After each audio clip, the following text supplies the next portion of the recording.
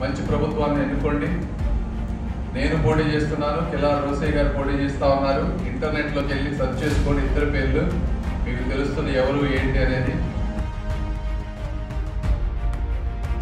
గడప గడపకు కార్యక్రమంలో పొన్నూరు ఎమ్మెల్యే కిలారి రోసయ్యకు ఓ మహిళ నుంచి ఊహించని ప్రశ్నలు ఎదురయ్యాయి. ప్రభుత్వ సంక్షేమ పథకాలు వివరిస్తుండగా షేక్ నాజిని అనే మహిళ మా పిల్లలపై కేసులు పెట్టి బెయిల్ రాకుండా ఎందుకు వేధిస్తున్నారని నిలదీశారు. అంతకున్న వ్యక్తి ప్రతి ఒక్క బజార్లో విమర్శలు వెల్లువెత్తాయి.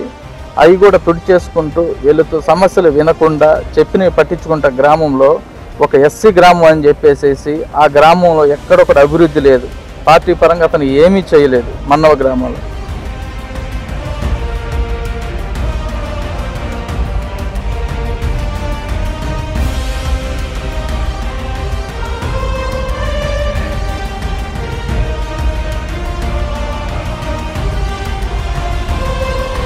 దాన్ని బట్టి మీరు నిర్ణయం తీసుకోండి. మేము కూడా ఈ ప్రాంతం నుంచి పుట్టి పెరిగి వెళ్ళిన వాళ్ళం.